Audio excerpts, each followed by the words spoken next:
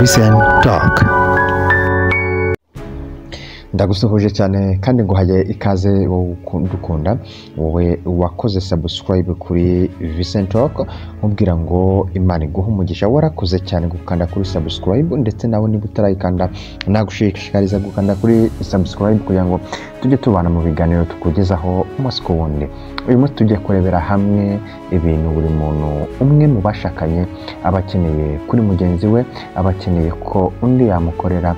Burya ibyo umuntu agukorera byiza ndetse wakifuje ko nawe ubimukora, cyangwa se we yakifuje ko nawe ubimukorera.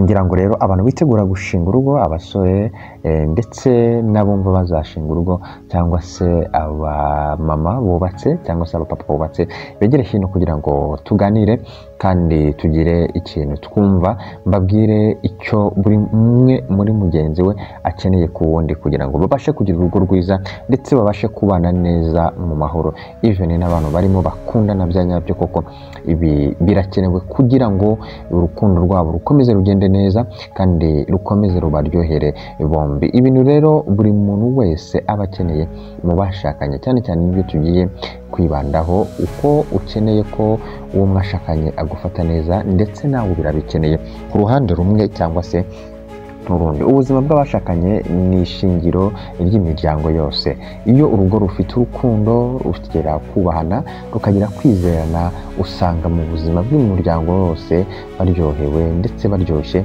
kandi baryoshye mu rukundo cyane. Ariko iyo hagati y'abashakanye hadatekanye, bigira ingaruka ku bana, bigira ingaruka ku muryango mugari ndetse no ku iterambere ry'igihugu muri rusange.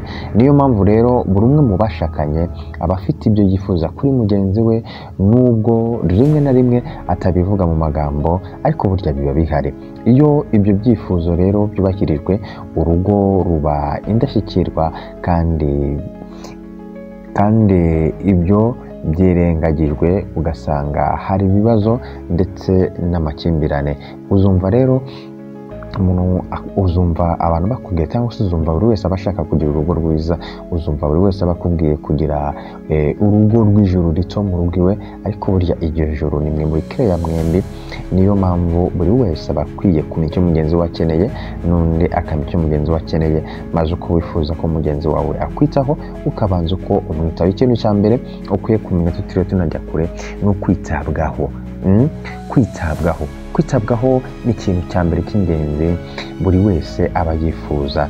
Kwitabwaho rero ntibisaba ibintu bihenze cyangwa ibintu bikomeye, ahubwo utuntu duto ariko dufite agaciro gakomeye cyane, kubera ko burya iyo umuntu akwitayeho ntabwo aba aguhaye ibya mirenge. Se uramuhamagara ukamubaza uko yiriwe, umubaza amakuru, umwakira neza igihe agarutse mu rugo, umuba hafi mu bihe bimugoye cyangwa se mu bihe by'umunezero. Utwo ni utuntu duto cyane umuntu wese agenda yereka mugenzi we. Ita kuri mugenzi wawe, nicyo kintu cya mbere ngomba kukubwira, kubera ko uko umwitaho, uko akeneye kumwitaho, nawe ubwawe urabikeneye, sibyo? Uko wumva ukeneye ko umuntu akwitaho, uwo mwashakanye akwitaho, niko nawe akeneye kumwitaho. Niyo mpamvu ugomba kubimukorera nk'uko nawe abigukoreye. Iyo ugaragaje ko rero witaye ko uwo mwashakanye, umuha icyizere, agira agaciro mu buzima bwawe, kandi ibi bikora umuti w'imitima kandi bikongerera ubusabane hagati y'abashakanye. Ikindi kintu cya kabiri rero ukwiye kumenya, kudafata mugenzi wawe nk'igikoresho. Ntabwo ari byiza ko iyo ukundana n'umuntu, cyangwa se iyo ufite umuntu mwashakanye, umufata nk'igikoresho cyawe, umufata nk'aho ari umukozi wawe, umufata nk'aho ari ikindi kintu ushaka gukoresha. Abashakanye bamwe rero bafata abo bashakanye nk'ibikoresho bibafasha mu buzima bwabo bwa buri munsi. Ahangaha rero ntabwo mushobora kugira urugo rwiza iyo ufata umuntu mwashakanye ukamufata nk'igikoresho cyawe cya buri munsi, ukamufata nk'umukozi wawe. Oya, umugabo ashobora gufata umugore nk'umufasha, n'umugore nawe agafata umugabo gutyo. Ibintu byose bigenda neza. Umwe iyo afashe undi neza, umwe namubonemo nk'umukozi, wese akamenya inshingano ze, ibintu bigenda neza cyane kandi mukaryoherwa n'urukundo. Ikindi kintu rero ukwiye kumenya, buri muntu wese aba akeneye ku muntu akunda, umuntu bashakanye, aba akeneye kubahwa ndetse no kumwubahisha. Iteka ryose murambabwira ko umuntu wa mbere mu buzima bwawe ni umuntu ukubaha kandi akakubahisha mu bandi. Umugabo cyangwa umugore wese aba yifuza kubahwa. Kubahwa bisobanuye kumufata neza, kumuvugaho amagambo meza igihe ari mu ruhame, kumwereka icyubahiro imbere y'abandi. Iteka ryose uwo mwashakanye, uwo mukundana, aba yifuza kugaragara neza, aba yifuza kumuvuga neza imbere y'abandi. Yego abantu turakosa, ntabwo ari ngombwa ko umuntu muri mu rukundo cyangwa se uwo mwashakanye akosa muri mu bantu guhita umuhanira aho ngaho, uhite werekana reaction yawe. Oya, ntabwo bari byiza kandi ibyo byangiza umubano wanyu. Ikindi kintu ufite kumenya kumuha umwanya wo kwisanzura. Ntabwo umuntu mukundana, ntabwo uwo mwashakanye ari gereza. Ntabwo ari gereza yaje gufungirwamo cyangwa nawe mufungiyemo. Ibi bisobanuye iki? Muha umwanya, yisanzure, yitekerezeho. Ubundi umuntu ugukunda cyangwa se umuntu mukundana, umuntu ugukundana niwe muntu wenyine ugera imbere y'ukaruhuka, ugera imbere ye ukumva uguwe neza.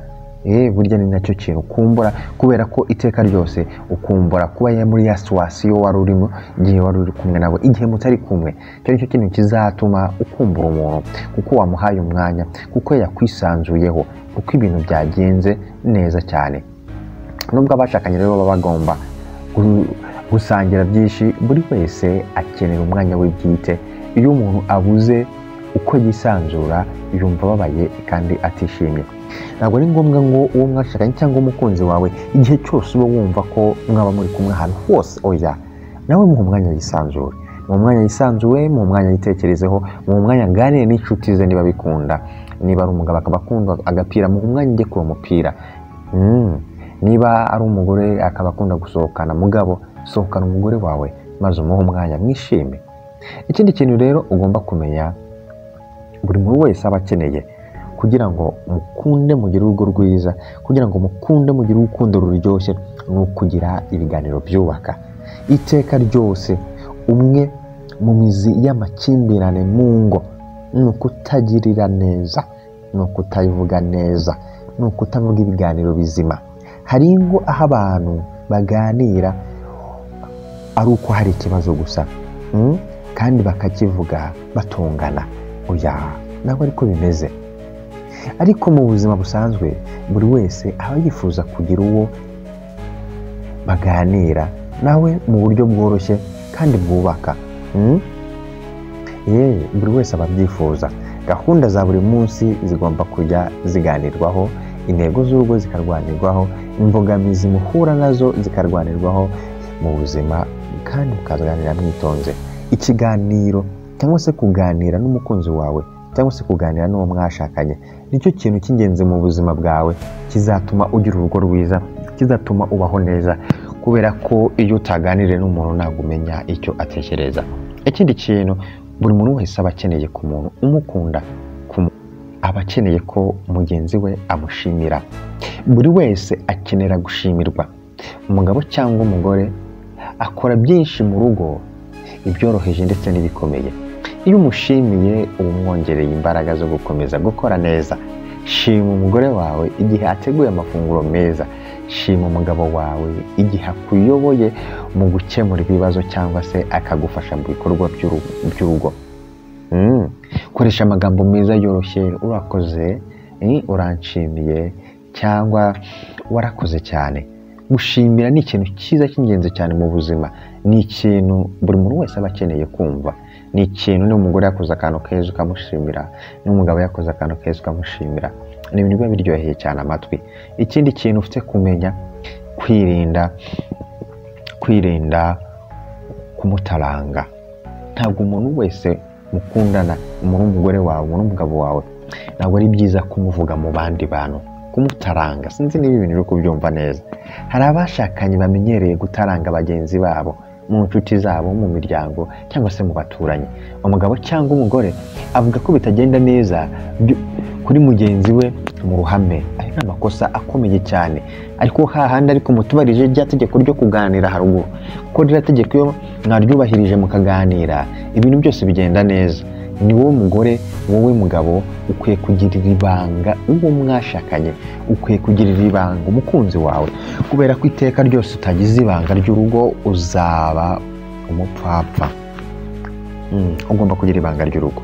Ikindi kintu rero ugomba kumenya ni ukumuha agaciro mu bikorwa byose, agaciro uwo mwashakanye, agaciro umukunzi wawe, kandi umwubahishe mu bandi nk'uko nakomeje mbikubwira. Ikindi kintu ukwiye kumenya, buri wese aba akeneye gukundwa by'ukuri, guhabwa urukundo by'ukuri, ukundwa nta buryarya. Mu by'ukuri icyifuzo cya buri wese mu bashakanye ni urukundo nyakuri, urukundo rutarimo amagambo gusa, ahubwo rugaragarira n'ibikorwa. Urukundo ni ukumuba hafi mu bihe bigoye, mu bihe by'ibyishimo ndetse no mu bihe by'amakuba, kumuba hafi igihe yakoze ikosa, kumwereka ko utamureka nubwo haba hari ibyo atatunganyije neza. Urukundo ni urufunguzo rutuma byose bigenda neza. Iyo urukundo rwabuze byose bihinduka ubusa. Gukunda nicyo kintu cya mbere. Ibutsa umugore wawe kumukunda, ibutsa umugabo wawe kumukunda. Weba ngo umumaranye iminsi wayamwibutse, kubera ko numwereka urukundo nicyo kintu cy'ingenzi uzaba umweretse mu buzima bwe, kandi ibyo bizatuma arushaho kuryoherwa ndetse arushaho kumva aguwe neza kuko muri kumwe. Ikindi kintu buri muntu wese aba akeneye hagati y'umukunzi we cyangwa se hagati y'umugore n'umugabo no gusangira inshingano. Wikumva ko mu rugo umwe yemerewe gukora ibi undi atemerewe gukora ibi. Oya, nimusangire inshingano. Hari igihe usanga umwe mu bashakanye arekera undi inshingano zose akazikorera. Ibi birarushya kandi bigakurura amakimbirane mu buryo burenze ukwemera. Mu gufata ibyemezo by'urugo nimusangire inshingano, mu kurera abana, mu gucunga umutungo w'urugo, mu kwita ku rugo. Mugomba gusangira inshingano uko byagenda kose. Iyo buri wese afashe inshingano ze, urugo ruba indashyikirwa maze mukaryoherwa. Ikindi kintu rero ari nacyo cya nyuma ukwiye kumenya ni ukumenya gusabana. Menya gusabana n'uwo mwashakanye, menya gusabana n'umugabo wawe, menya gusabana n'umugore wawe, kuko ibi ngibi bizatuma mukundana kurushaho kandi ibintu bikomeze bibaryohere mwembi. Abashakanye ntibagomba kuba abashakanye gusa, ahubwo bagomba no kuba inshuti kugira ngo basangire ibihe by'umunezero, basohokane, basangire, kubera ko ibintu byose bigenda neza iyo mwabisangiye. Bimwe by'ingenzi ndetse uko byaba bimeze kose. Iyo rero mwabaye inshuti kurusha kuba abashakanye gusa, urugo rwanyu ruba rurambye. Burya murambabwira ko buri munsi kuba washakanye n'umuntu cyangwa se kubukundana n'umuntu ariko mutari inshuti, iyo mutari inshuti nta kintu na kimwe biba bivuze, kubera ko isaha n'isaha ubuzima burahinduka. Ariko iyo mwashakanye mukaba muri inshuti, ibintu bigenda neza cyane ndetse mukarushaho kuryoherwa. Ibyo buri wese rero mu bashakanye yifuza kuri mugenzi we ntabwo ari ibintu bihanitse, ahubwo bikorwa mu buryo bworoshye ariko bifite agaciro gakomeye cyane. Kwitabwaho, kubahwa, gushimirwa, guhabwa umwanya, kumusangiza ibiganiro ndetse no kumufata nk'umuntu w'agaciro mu buzima bwawe cyangwa se mu buzima abayemo bwa buri munsi. Ibi byose rero byubahirijwe, urugo rwanyu rwagenda neza cyane, rwakuzura amahoro maze rukaba ijuru ritoya. Niba rero hari icyo wifuza ku mugabo cyangwa se umugore wawe, tangira kubikorera nawe ubwawe, kuko urukundo ni nko kureba mu ndorerwamo. Ibyo ukoreye mugenzi wawe nibyo bikugarukira. Ndagushimiye cyane rero niba twatangiranye iki kiganiro, nkubwira ngo wakoze cyane kubana natwe, uri inshuti nziza, ntabwo twagutererana. Niyo mpamvu umunsi ku wundi tuba turi hano kugira ngo tukuganirize buri kimwe cyose ukeneye kumva mu matwi yawe. Ndagushimiye cyane rero, Imana iguhe umugisha. Igitekerezo muri comment, icyo wifuza twakubwira, icyo wifuza twagukorera.